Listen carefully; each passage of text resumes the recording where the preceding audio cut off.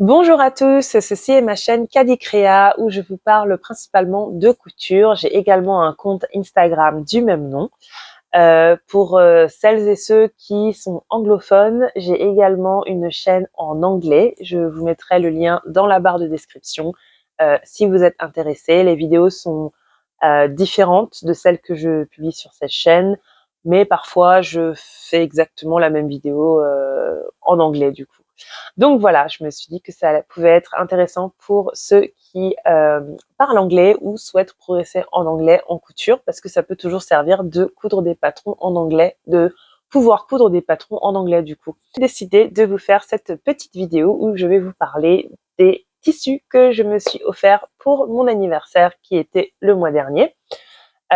J'essaye de réduire au maximum mes achats de tissus, j'essaye de trouver des astuces pour me contrôler. Et je vous en parlerai dans la deuxième partie de cette vidéo. Je vais commencer par les tissus parce que je pense que c'est ce qui va vous intéresser le plus.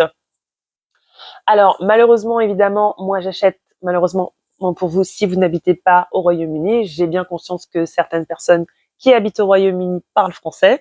Donc pour celles qui habitent au Royaume-Uni, celles et ceux qui habitent au Royaume-Uni, je vais vous donner le nom des sites internet et je les mettrai dans la barre de description.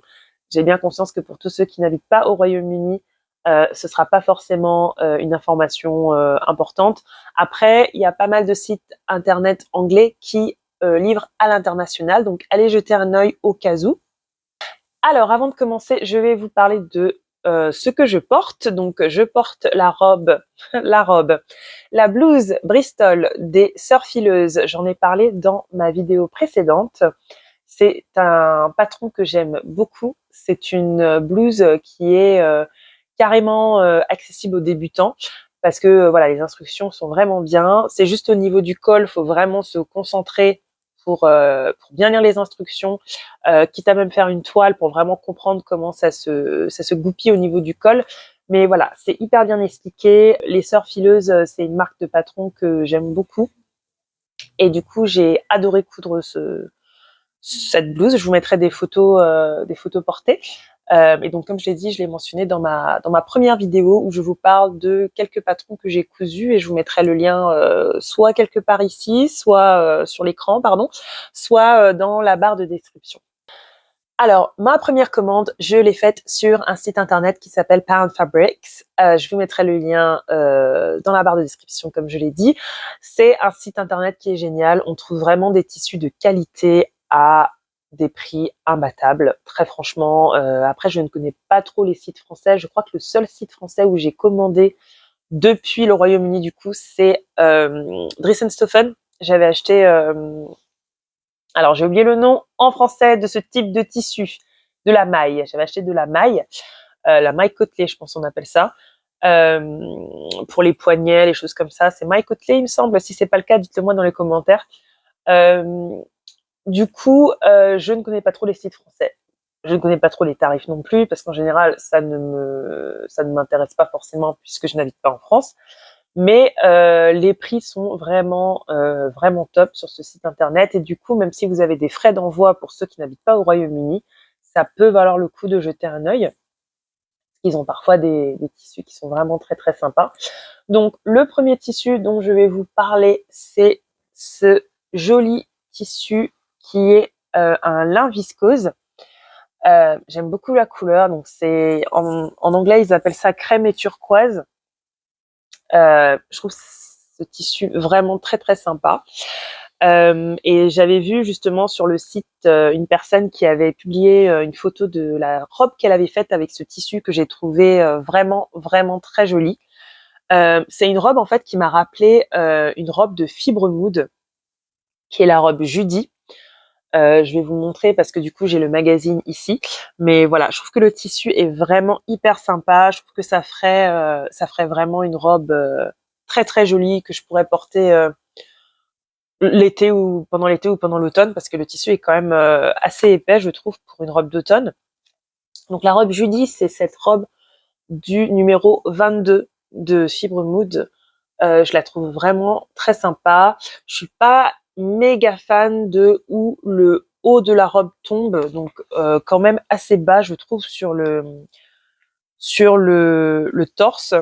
Mais voilà, je me dis que déjà, je pourrais la hacker pour essayer justement de pas avoir ça. Mais je trouve que ce tissu serait vraiment très sympa dans cette robe. Donc voilà la version jaune. Il y a une version dans un autre tissu. Dans ce tissu-là, qui je trouve est mieux au niveau du haut. Je trouve que ça descend beaucoup moins. Donc est-ce qu'elle a choisi une taille qui est beaucoup plus petite? C'est possible parce que je sais que Fibre Mood taille grand. Et j'ai tendance à prendre une taille en dessous, des fois même 2 tailles en dessous de ma taille normale en fait. Donc à voir. Je pense que ça serait une robe très sympa à faire dans ce tissu. J'ai d'autres options en patron anglais du coup. Ce que j'essaye de faire dans mes vidéos, c'est de vraiment vous parler de patrons qui ont du sens pour vous. Parce que en fait, si vous écoutez ma vidéo en français, c'est sûrement que vous cousez en français. Cette robe, elle ressemble pas mal à deux autres patrons anglais que j'ai en tête. Et d'ailleurs, je peux vous en mentionner un des deux parce qu'il est aussi disponible en français. Je vais vous mettre des photos. C'est la robe Ibi de Pauline et Alice, qui du coup font beaucoup de patrons en anglais. En fait, j'étais persuadée que c'était une marque anglaise à la base, alors que pas du tout. C'est une marque française, il me semble. Donc je vous mettrai des photos. Ce patron, je l'adore parce qu'en fait, on a plusieurs versions pour une seule robe. On peut la faire de façon tellement variée que je trouve que c'est une très bonne affaire en fait, parce qu'on peut faire 4 ou 5 robes complètement différentes avec un seul patron. J'aime beaucoup un des modèles, je trouve, pour ce tissu, ça irait hyper bien. Bah, justement, c'est le modèle qui ressemble le plus à la robe Judy. Il y a aussi un modèle à col, type col chemise, qui est très joli. Désolée, j'ai touché le micro, il me semble. Euh, donc voilà, je pense que ça serait quand même super sympa de pouvoir coudre cette robe, ou alors la robe Judy.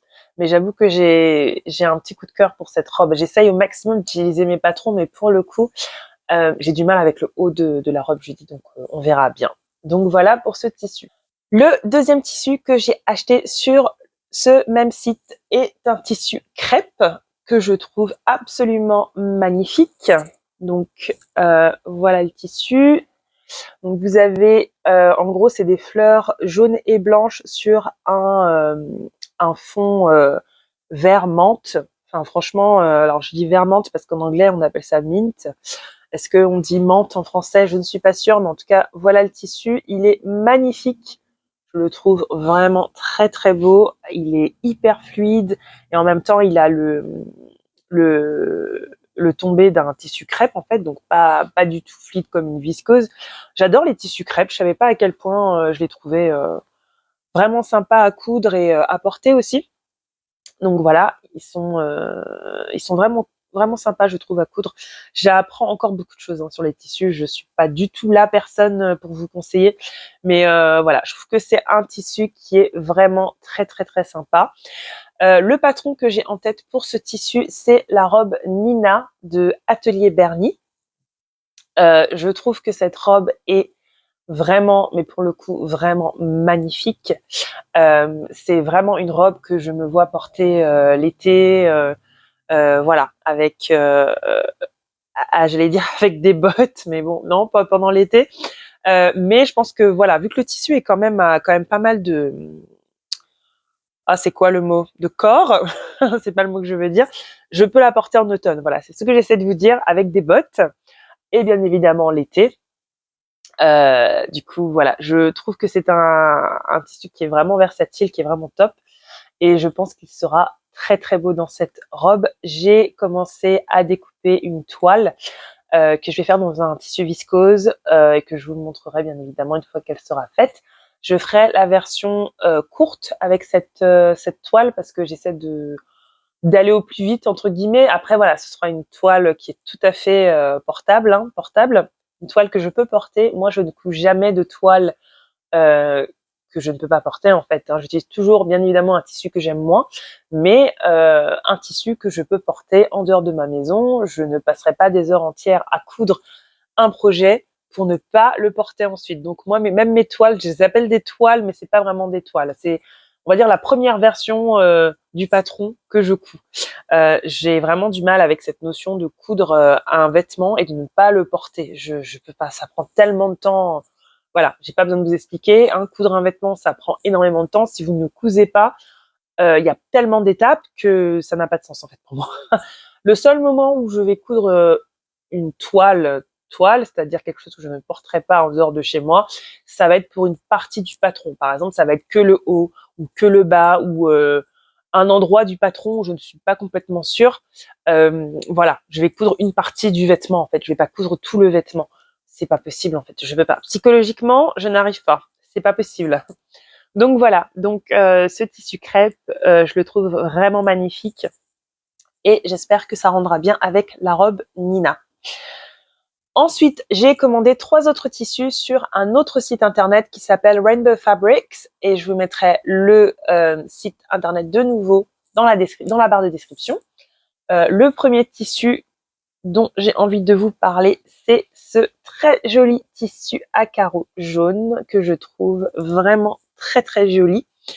Voilà, je le trouve vraiment très sympa. C'est un tissu coton qui est vraiment très très beau. En termes de patron, j'ai acheté un cours en ligne pour une robe en particulier que je trouve très jolie et qui je pense irait très bien avec ce type de tissu. C'est un cours en ligne qui est sur la plateforme Domestika. Si vous ne connaissez pas Domestika, arrêtez cette vidéo et allez sur leur site internet. Ils ont également une application. C'est juste génial. Franchement, il me semble que c'est une application qui est espagnole à la base.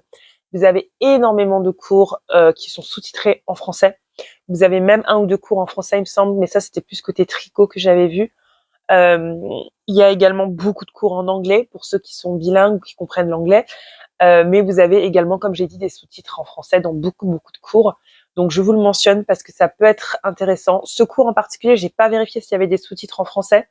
Mais en gros, voilà, c'est un cours, un pas à pas, où on vous montre comment coudre la robe que j'ai en tête, en fait, pour ce tissu. Je vous mettrai 1 ou 2 photos si j'en trouve du cours ou alors de projets que d'autres élèves ont pu réaliser. Donc voilà, c'est vraiment une robe élastiquée.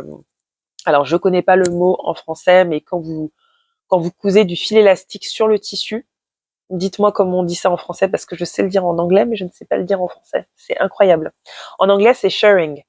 En français, je ne sais pas. Je n'ai jamais entendu ce terme. Pourtant, je regarde des bilans couture, mais je pense que j'ai jamais eu l'occasion d'entendre quelqu'un me dire le terme. Donc voilà, ce tissu, je l'utiliserai pour coudre cette robe où on a justement un pas à pas pour apprendre cette technique justement de coudre du fil élastique sur du tissu. Et c'est pour ça que j'ai pris ce cours en fait, et donc je pense l'utiliser pour pouvoir me coudre cette robe. Et ce qui est génial en fait dans ces cours, c'est qu'ils sont vraiment hyper détaillés parce que en général, la plupart de ces cours sont accessibles aux débutants, aux personnes qui n'ont jamais cousu. Donc voilà, vous pouvez avancer, bien sûr, vous pouvez aller à l'essentiel de ce qui vous intéresse si vous êtes plus avancé. Mais voilà, je pensais que c'était intéressant de vous mentionner Domestika. Alors, les 2 autres tissus dont j'ai envie de vous parler, je vais vous les montrer en même temps parce qu'ils sont assez similaires en fait. C'est des tissus à pois. Je sais pas si on dit ça à pois. Je suis pas trop sûre. Je ne pense pas que ce soit le mot. Mais en gros, voilà. Ce sont ces 2 tissus que je trouve vraiment très très jolis. Donc, vous en avez un qui est bleu et vert, avec bleu sur un fond vert clair, qui est vraiment magnifique. Je le trouve vraiment très très beau. J'en ai pris assez pour une longue robe ou pour un ensemble haut-bas, voilà, pour un ensemble coordonné. Et de celui-là, je n'ai que 2 mètres. Et c'était les 2 mètres qui restaient sur le site internet. Et donc, du coup, en fait, l'idée, ça serait d'en faire un top avec, par exemple, un bas qui pourrait être dans un tissu blanc, par exemple. Je pense que ça pourrait être très joli avec un tissu blanc en dessous. À voir, faut vraiment que je réfléchisse. Mais en gros, je vous les montre ensemble parce que je pense que quoi que je décide pour le tissu bleu, je ferai la même chose dans le tissu multicolore avec un bas blanc. Je pense que je ferai le même patron. Alors j'ai quelques idées. La première idée que j'ai, c'est de coudre la robe Frida de Atelier Bernie de nouveau, que je trouve vraiment très très jolie. Donc je vous mettrai des photos. Je pense qu'elle serait très très jolie. Donc c'est la version hackée pour transformer le haut Frida en robe, pour être plus exact. Je trouve que le tissu bleu serait très très joli dans ce type de robe. Donc c'est vraiment un patron que j'ai bien en tête. Sinon, l'autre idée que j'ai, c'est de coudre du coup un haut et un bas. Et en termes de haut, je me suis rendu compte hier soir que j'avais ce burda qui est le burda de juin 2023. Je suis désolée, vous allez voir ma lumière. Où en fait on a deux tops qui pourraient marcher pour l'idée que j'ai en tête. Donc je vous montre le top pour commencer. Donc il y en a deux dans ce magazine. Donc il y a celui-là, donc c'est le top 110. Que je trouve qui est très très sympa, qui ressemble un peu au haut de la robe Frida, mais du coup vous l'avez en top. Et d'ailleurs, du coup, je pourrais utiliser le haut de la robe Frida si je m'achète le patron, hein, on est bien d'accord. Mais voilà, en termes de magazine, en termes de patron que j'ai déjà, voilà, il y a ce top que je trouve très très sympa, qui est voilà, un petit top avec un élastique. Et l'autre top que j'ai aussi découvert dans ce même magazine, c'est celui-là. Donc ça, c'est le top, la blouse 109, que je trouve aussi très sympa. J'aime beaucoup les manches. Donc voilà, c'est quand même un haut qui est hyper sympa, que du coup je rentrerai à l'intérieur du bas. Et donc pour le bas, je vous avoue que j'hésite. La seule idée que j'ai en tête pour l'instant, parce que ça pourrait être sympa en pantalon, mais bon, vu que c'est du coton, je me verrais plus me faire une jupe. Et une des jupes que j'aime énormément et que j'ai dans ma patron tech, c'est la jupe, l'étincelle de Gaël Enso.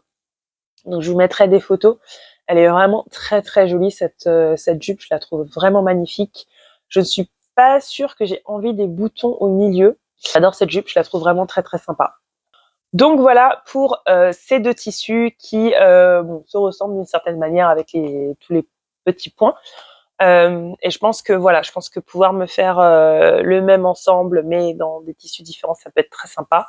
Je changerai peut-être d'avis, mais en tout cas, pour l'instant, c'est les idées que j'ai en tête et j'ai essayé au maximum de regarder ce que j'avais déjà dans mes patrons. Du coup, ça, c'était pour les tissus. Si vous avez autre chose à faire, vous pouvez partir maintenant parce que je vais seulement blablater pour le reste de la vidéo. Donc du coup, je vais vous parler un petit peu de... Alors, c'est pas mes résolutions 2024, mais c'est plus des réflexions que je me suis faites dernièrement sur mes achats de tissus en général. C'est vrai que en apprenant à coudre, j'ai aussi appris à acheter mes tissus, hein. J'ai appris ce que j'aimais, ce que j'aimais moins, le type de matière que j'aimais coudre, également le type de vêtements, de couleurs qui, je pense, me correspondent. Donc, c'est vrai que tout ça, ça aide beaucoup à acheter moins parce que du coup, on est plus sélectif puisqu'on se connaît mieux, on sait ce qu'on aime coudre, on sait quels vêtements on a envie de porter. Mais c'est quand même très très addictif d'acheter du tissu, hein. Ça apporte quand même beaucoup de bonheur. Et pour être honnête, j'ai pas encore vu une seule youtubeuse qui a réussi à se mettre en interdiction complète d'acheter du tissu. J'ai plus regardé les youtubeuses anglaises, américaines. Pour être honnête, les youtubeuses françaises ne me semblent pas avoir suivi quelqu'un en particulier qui avait dit je n'achète plus de tissu. Mais en général, dans le monde anglophone, je ne vois personne qui arrive à tenir ses promesses. Moi, les fois où j'ai essayé de m'interdire d'acheter du tissu pendant 1 ou 2 mois, même plus, on va dire, allez, 3-4 mois, une fois que j'ai l'autorisation de racheter du tissu, ben, je m'assure de prendre énormément de tissu pour compenser tous ces mois où je n'ai pas pu acheter de tissu. Donc en fait, ça n'a aucun sens. Ça, c'est quelque chose que je vais plus tenter. M'interdire d'acheter du tissu, c'est juste c'est juste la mauvaise solution entre guillemets. C'est la mauvaise option pour moi. J'ai quand même réussi à trouver des astuces. Une des choses que j'essaye de faire quand j'achète du tissu, c'est toujours de me demander quel patron je vais utiliser, parce que rien que ça me permet d'utiliser des patrons que j'ai déjà et ça me permet d'utiliser le tissu. Parce qu'en fait, si je ne sais pas quel patron je vais coudre avec ce tissu, les chances de coudre le tissu sont très faibles, étant donné que je n'aurai peut-être pas le bon métrage, je n'aurai peut-être pas l'inspiration, et donc ou alors je vais acheter un nouveau patron et ça du coup ben ça n'a pas de sens puisque j'essaye au maximum d'utiliser ce que j'ai. Après voilà, c'est ma démarche. Je suis pas du tout en train de juger celle qui achète un patron, un tissu à chaque projet. J'aimerais pouvoir être vous en fait, hein, n'avoir aucune limite, mais malheureusement voilà, j'ai quand même une limite en termes de budget. Donc j'essaye au maximum d'utiliser ce que j'ai dans mes tissus, dans mes patrons pour pouvoir justement euh, utiliser ce que j'ai déjà acheté en fait, parce que ça n'a pas de sens d'avoir tous ces patrons et tous ces tissus et de ne pas les utiliser. C'est mon opinion personnelle. On est bien d'accord, acheter du tissu, c'est un hobby à part, c'est différent de coudre, hein, on est d'accord. Mais voilà, moi c'est ce que j'essaie de faire, j'essaie toujours de savoir qu'est-ce que je vais coudre. Et même quand j'ai un projet en tête, je regarde d'abord est-ce que j'ai le patron et le tissu qui sont déjà là en fait. Est-ce que j'ai besoin d'acheter quoi que ce soit en ligne. Et ça, c'est quelque chose que je vais vraiment essayer en 2024. L'autre chose que j'ai décidé de faire, c'est en gros de programmer mes emails pour que tous les emails, toutes les newsletters que je reçois des sites de tissus aillent dans une boîte de réception différente de mes emails perso. Et donc du coup, tout ce qui est promotion va dans une boîte de réception promotion. Vous pouvez avoir ça sur Gmail. Et c'est génial parce qu'en fait, je sais très bien que je ne dois pas aller dans cette boîte de réception si je veux pouvoir me contrôler et ne pas dépenser d'argent sur du tissu ou des patrons. Et ça marche très très bien. Je fais ça depuis plusieurs mois et ça m'a beaucoup aidé. J'essaie aussi, et ça c'est très hypocrite de ma part parce que j'ai démarré cette chaîne YouTube, mais j'essaie de limiter mon temps sur les réseaux sociaux parce que de nouveau, même si j'adore les vlogs, j'adore les podcasts, j'adore les bilans couture, j'adore les posts Instagram où on me raconte comment s'est passé un projet, ça tente, forcément ça tente, ça donne envie donc du coup on a envie d'acheter, on a envie de faire le même patron, on a envie d'acheter le même tissu. Donc du coup, j'essaye au maximum de limiter mon temps sur les réseaux sociaux, pas que pour m'empêcher de dépenser, mais aussi pour passer du temps en dehors du téléphone et des écrans, parce que voilà, en général, j'essaie quand même au maximum de faire ça. De nouveau, c'est très hypocrite parce que je fais des vidéos sur YouTube maintenant. C'est vrai que j'adore regarder des vidéos YouTube, hein. C'est pour ça que j'ai décidé de commencer à faire les miennes, parce que c'est quelque chose qui m'apporte beaucoup de plaisir de voir ce que les autres font. Mais j'essaye, et je sais c'est hypocrite du coup parce que moi je fais des vidéos aussi, j'essaye au minimum de limiter par jour combien de temps je passe en fait sur les écrans en général, et du coup ça aide aussi à dépenser moins. L'autre chose également que j'ai faite du coup cette année, j'ai arrêté mes abonnements Fibre Mood et Burda Style. En fait, en gros là j'ai 14 magazines Burda et j'ai cousu un patron. De ces 14 magazines, je n'ai cousu qu'un patron. Donc du coup, alors qu'il y a plusieurs patrons que j'aime bien, hein, c'est pas du tout une question de je n'aime pas le style des patrons de Burda, j'adore le style des patrons de Burda d'ailleurs. Alors les instructions c'est autre chose, hein, on est bien d'accord. Quoique le dernier magazine que j'ai reçu de Burda Style, ils ont maintenant plusieurs patrons où on a des instructions détaillées entre guillemets parce que c'est pour Burda c'est détaillé. Sachant que les instructions de base de Burda, voilà, hein, si vous savez de quoi je parle, vous savez. Si vous ne savez pas, eh bien sachez que les patrons Burda ont la réputation d'être assez compliqués parce qu'en fait les instructions, soit on comprend pas, soit il n'y a pas assez d'instructions. En tout cas, voilà, c'est tout un débat, hein, Burda. Mais du coup, mon dernier magazine Burda, ce qui est très ironique d'ailleurs, avait une dizaine de patrons où on avait justement un pas à pas avec des photos, avec des schémas détaillés, ce qui est incroyable. Je ne savais pas du tout que Burda avait ça en tête. Du coup, j'ai reçu le magazine et j'étais choquée parce que en plus, c'était mon dernier magazine. Je savais que c'était mon dernier magazine et comme par hasard, il y a eu cette grosse amélioration.